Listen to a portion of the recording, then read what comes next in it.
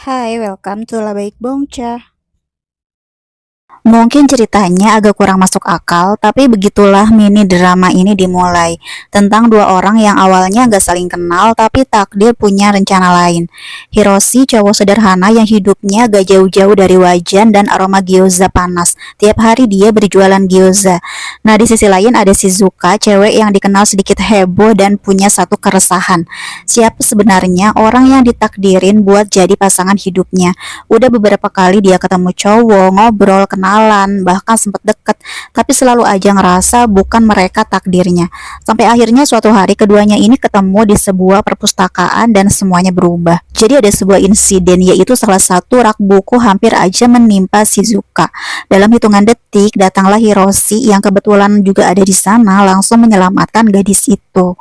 Rak itu jatuh menimpa Hiroshi, tapi pas rak itu berhasil diangkat sama petugas, tiba-tiba Hiroshi menghilang begitu aja. Kayak nggak ada orang di situ, entah kemana. Nah, tapi beberapa hari kemudian, tiba-tiba Hiroshi ini menjadi seperti robot yang organ-organnya tuh dikendaliin sama sebuah kelompok. Jadi udah bukan seperti manusia lagi, dari cara jalannya yang kaku dan cara ngomongnya juga yang kaku. Jadi seperti mirip-mirip robot yang harus di-charger kalau misalkan baterainya itu lowbat. Nah, seiring waktu keduanya ini menjadi semakin dekat. Suatu malam nih, si Hiroshi ini seperti nggak ada tenaga, lemas, dan nggak bisa berdiri. Jadi dia tuh cuma bisa duduk di jalanan. Dan si Shizuka ini menemukan si Hiroshi juga bingung apa yang terjadi sama Hiroshi. Sampai akhirnya dia memanggil ambulans untuk menolong Hiroshi. Padahal yang terjadi adalah baterainya Hiroshi ini tinggal 3% lagi. Nah, di rumah sakit, awalnya dokter juga bingung sama tanda-tanda vitalnya dan ngerasa dia cuma pingsan biasa. Soalnya nggak ada luka parah, nggak ada darah, tapi mukanya sangat-sangat pucat. Nah, nggak berapa lama setelah masuk ke ruang observasi, kondisinya tiba-tiba drop drastis. Detak jantungnya kacau, tekanan darahnya anjlok, alarm di monitor juga berbunyi nyaring, bikin tim medis ini langsung panik. Hiroshi terbaring tidak sadarkan diri di ranjang rumah sakit. Tiba-tiba monitor EKG menunjukkan garis lurus karena henti jantung. Suasana di ruangan itu seketika jadi tegang. Dokter dan perawat cepat-cepat memanggil kode darurat. Mesin defibrillator segera disiapkan dan dadanya Hiroshi ditempeli elektroda. Kejut listrik pertama diberikan tapi nggak ada respon. Kedua juga masih nggak ada respon.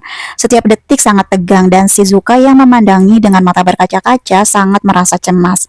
Beberapa kali kejutan itu dilakukan tapi garis lurus itu nggak juga berubah. Akhirnya dokter menunduk pelan, memberi isyarat bahwa mereka telah berusaha semaksimal mungkin.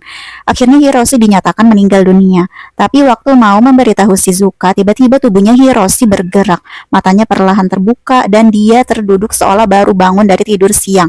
Bahkan mukanya itu nggak ada ekspresi sama sekali. Para tenaga medis terdiam, sangat terkejut menyaksikan sesuatu yang hampir gak masuk akal. Nah, biasanya pasien dengan kondisi seperti itu langsung dirawat di ruangan ICU. Tapi Hiroshi cuma dibawa ke kamar perawatan biasa. Gak ada sama sekali dipasang alat bantu pernapasan dan juga gak ada selang oksigen.